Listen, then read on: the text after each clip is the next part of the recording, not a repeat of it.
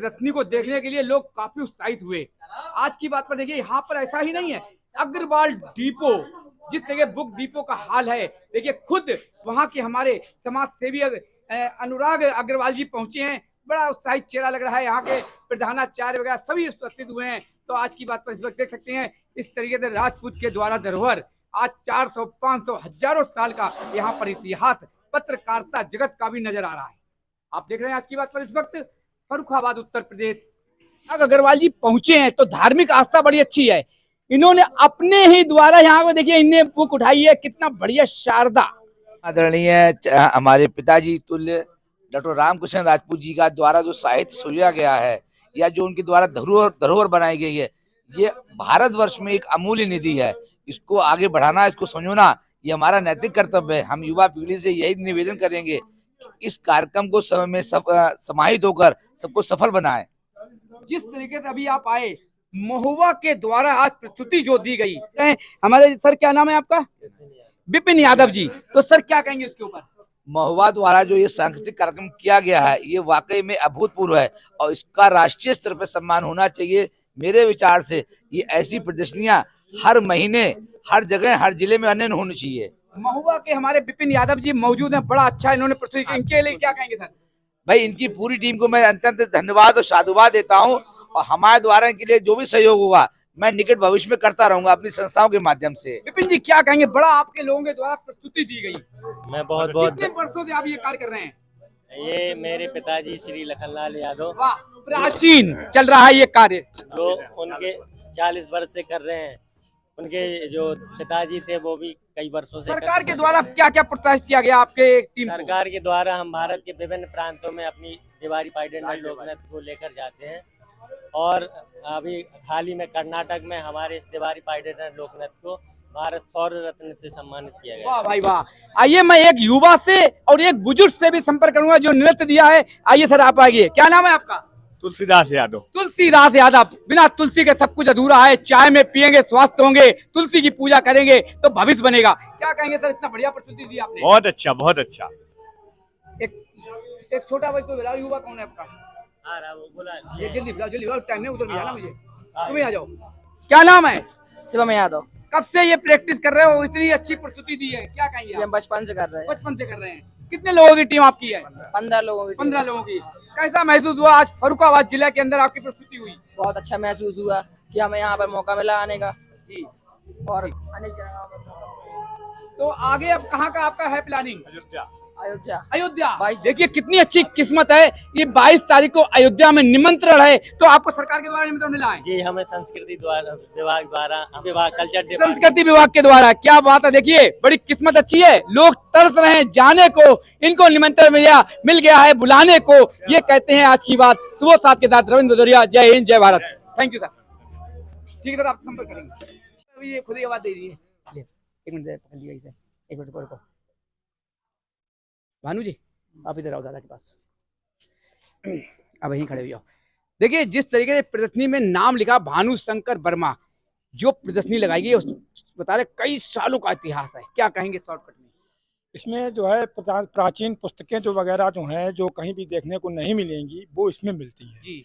और उनसे पुराना हमको इतिहास मालूम पड़ता है कि क्या था पहले और अब क्या है। अब क्या तब और अब में काफी जो अंतर है, क्योंकि आजकल पत्रकारिता वगैरह कम है, क्योंकि मीडिया ज्यादा चल रहा है, इसलिए किताबों की महत्वता जो है बहुत दिन प्रतिदिन कम होती जा रही है। बिल्कुल सही बात है। उनकी बढ़ाने के लिए ये प्रदर्शनी लगाई जाती है, जिससे प्रदर्शनी को केवल खाना पूर्ति दिखती है, लगती नहीं है। ये इतिहास हमारा चाहे यहाँ का ले लो, कहीं का ले लो। प्रदर्शनी को देखते तो लोग हैं, लेकिन पुस्तकों में रुचि लोगों की कम हो गई। कोई बात नहीं। सर क्या नाम है आपका? सुरेश चंद्र दीक्षित। सुरेश चंद्र दीक्षित जी, आप भी प्रदर्शनी के ऊपर थोड़ा निगाह डाल रहे हैं, क्या कहना चाहेंगे? कहीं ना कहीं अभी जैसे भानु जी ने कहा कि कहीं ना कहीं हमारी पत्रिकाओं पे या सब पर आस्था कम हो गई है, और प्रदर्शनी के रूप में हमें देखने को मिलता है इतिहास। उसका रीजन ये रहा, जब से ये इलेक्ट्रॉनिक मीडिया और मोबाइल पे आया है, तब से पुस्तकों का काम ही खत्म हो गया। जो भी है उन्होंने गूगल पे सर्च किया और उसे तुरंत देखा, आधा पद्दा मिला नहीं मिला। पुस्तकों में हमारी पुरानी विरासत है और धरोहर है, इसमें हर चीज की जानकारी मिलती है हमको। लेकिन पुस्तकें आजकल पढ़ना कौन चाहता है? कौन चाहता है? सब तो मोबाइल पे लगे हुए हैं, तो मोबाइल इसमें पे। कमी किसकी है मोबाइल के ऊपर लेकर? हमारे माँ बाप की कोई कमी नहीं है क्या? बिल्कुल, ये बच्चों को ध्यान रखना चाहिए और किस यूज में कहाँ तक हमें इसे यूज करना चाहिए। बिल्कुल ये केवल बिजनेस पर्पज से बनाया गया है, अब उसे सारा उसी से ही हो रहा है। बिल्कुल। बगैर मोबाइल के जो है कोई बच्चा न पढ़ाई लिखाई कुछ लेकिन नहीं हो संस्कार रहा। हमारे माँ बाप के कहीं पे कमी है, जब भी तो संस्कार बच्चों को नहीं मिल रहे। जी जी, ये तो है बच्चों को जो लेकिन है बिल्कुल पुस्तकों यही है, तो ये कि हकीकत है कि पुस्तकों में हमें इतिहास और विरासत मिलती है, और एक मोबाइल चलन ऐसा बन गया है जो लोगों को भटका रहा है। आज की बात रविंद्र भदौरिया के साथ, सुबोध साथ, जय हिंद जय भारत। Thank you sir. अरे डिलीवरी हम करते हैं, लेकिन रामकृष्ण राजपूत का इतिहास लोगों ने कहा कि ये उनकी धरोहर है। रामकृष्ण जी, बड़ा अच्छा लगा जो प्रदर्शनी में अभी लोगों ने कहा कि हमें पुराना इतिहास लगता है। आपने अभी तक कितनी किताबें अपने नाम की लिखी हुई हैं? हमारी व्यक्तिगत तौर पे 58 किताबें छप चुकी हैं जी और जिनका वो ढेर लगा हुआ है वो हमारी सब किताबें लिखी हुई हैं।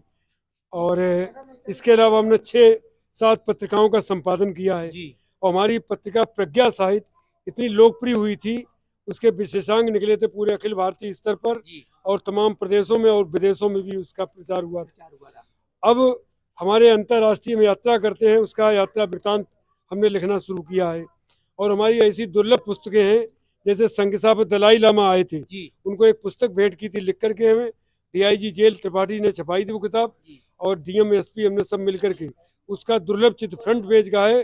वो किसी मतलब संकिसा को मतलब जानकारी नहीं है लोगों को। और इस तरह से हमारा शौक ये रहा कि फर्रुखाबाद से प्रकाशित समाचार पत्र, पत्रिकाएं, पुस्तकें, अभिनंदन ग्रंथ, स्मारिकाएं, फोल्डर्स तमाम, और वो करीब 150 साल से लेकर के अखबार जो छपे हैं यहाँ तो वो हैं। पुस्तकें तो कई सौ साल और ज़्यादा, पांडुलिपियाँ 400-500 साल 600 साल पुरानी जो हमारे फर्रुखाबाद के लेखकों ने लिखी हैं, उनकी प्रतियां हमारे पास मौजूद हैं। और हस्तलिखित 500 किताबें हस्तलिखित हाथ की लिखी हुई, अरबी, फारसी, उर्दू के हैं, संस्कृत के हैं, पाली हैं, प्राकृत, अपभ्रंश तमाम मतलब ऐसी हमारे पास सोने की लिखी हुई हमारे पास हैं, जैनिज्म की है, बौद्धिज्म की है, तमाम ये पुस्तकों धरोहर है। और ये हमारी नहीं है, फर्रुखाबाद की धरोहर है, फर्रुखाबाद की धरोहर है। हम चाहते हैं ये संरक्षित और सुरक्षित रहे, क्यों हमारा भी अंतिम चरण है, हमारा चौथा चरण चल रहा है जो 75 साल के बाद होता है। अब अंतिम हम अपना भाग दौड़ करके रामकृष्ण राजपूत एक ऐतिहासिक नाम, जिस तरीके से यहाँ पर प्रदर्शनी कम से कम कई सालों पुरानी पुस्तकें, अखबार, फर्रुखाबाद का इतिहास यहाँ पर नजर आ रहा है। इस क्या नाम है आपका? ज्योति। ज्योति, अभी आपने प्रदर्शनी में विमोचन होने से पहले यहाँ पे जो पुरानी कई साल पुराने अखबार, किताब, फर्रुखाबाद प्रदर्शनी, रामकृष्ण राजपूत का ये धरोहर है, ये क्या इसमें आपको पसंद आया और क्या कहना चाहेंगी, थोड़ा बताएंगे? जी मुझे अच्छा लगा। कौन सी आपको यहाँ पर पत्रिका अच्छी लगी, आप उठा के दिखाएंगी कि आपको किस चीज का शौक है? अब दूसरी किताब आ चुकी है ज्ञान गंगा, कितना अच्छा। अब ये ज्ञान गंगा आपने उठाई, इसमें क्या चीज आपको पसंद आ रही थी जो आपको इस चीज को देखने को मन करा? कुछ बताएंगी? क्योंकि एक तो ऐसा है, शर्माने की भी बड़ी अच्छी है परंपरा रही है। अगर क्या नाम है? श्रद्धा राजपूत। श्रद्धा राजपूत, यानी कि राजपूत परिवार से ही हैं। बड़ा हमारी खुशी हुई कि हर तरीके से नजर आ रहे। आप दिखाएंगे आपने कौन सी उठाई है? थोड़ा शहीद स्मृति, कितना बढ़िया हमारे अंदर विचार है। हम शहीदों का सम्मान केवल 15 अगस्त 26 जनवरी शहीदों को कभी भुलाना नहीं चाहिए। भले क्या कहना चाहेंगे, आपने शहीद की पुस्तिका उठाई है, आपको इन्हीं की वजह से आज हम अभी खुली हवा में सांस ले रहे हैं, क्योंकि अगर ये शहीद नहीं होते तो शायद ही हमारा देश अभी तक आज़ाद नहीं हुआ होता। तो हमारे यहाँ खड़े होने का कारण, जो हम खुली हवा में सांस ले रहे हैं, कुछ भी कर सकते हैं यहाँ पर, लड़कियाँ कुछ भी कर सकती है या फिर हर एक इंसान कुछ भी कर सकता है, तो वो इन शहीदों की वजह से ही है, क्योंकि इन्होंने ही इतना बलिदान दिया है और आज हमारे देश को स्वतंत्र कराकर और हम यहाँ पर खड़े होकर ये सब कार्य कर रहे हैं। बड़ी अच्छी सोच है। हम अपने बच्चों के रग रग में अगर ये शहीद की के ऊपर जो हमारा आज हम बच्चे सांस ले रहे हैं, लड़कियां खुले में घूम रही हैं, आज अगर हमारा देश आजाद नहीं होता तो शायद हम इस दुनिया में भी नहीं होते।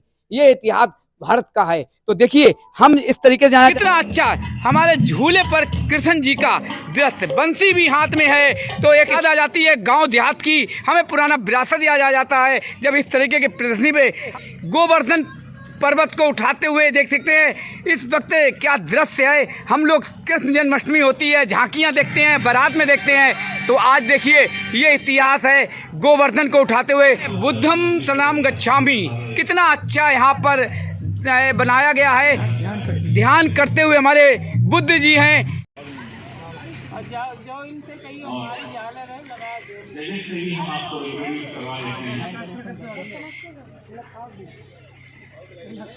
आप देख रहे हैं पूरी तैयारी में पूर्व विधायिका नजर आ रही हैं। तो इन्होंने तो बहुत अच्छा काम कर लिया है। हमें तो अपने स्वास्थ्य से मतलब है, मक्खन खाएंगे, माता जी निकालेंगी, छोड़ेंगे बिल्कुल नहीं। बैठ गई है छड़ी को हाथ में लेकर कुर्सी पर, तो हमें मक्खन तो खाना ही है। ये पूर्व विधायिका का देखिए कितना बढ़िया दृश्य है, बैठ गई हैं, मक्खन निकल रहा है, चाहे कुछ भी हो जाए, हमें तो अपने शरीर से मतलब है। अब तो हम तो पूर्व विधायक बन ही चुके हैं, हमें करना क्या है, इतिहास तो रच ही दिया है। ये हाल है देखिए पूर्व विधायिका उर्मिला राजपूत जी का, कितना अच्छा दृश्य है। हवा होती है, खुला वातावरण होता है, ताज़ा दूध दही मिलता है, मक्खन घी मिलता है।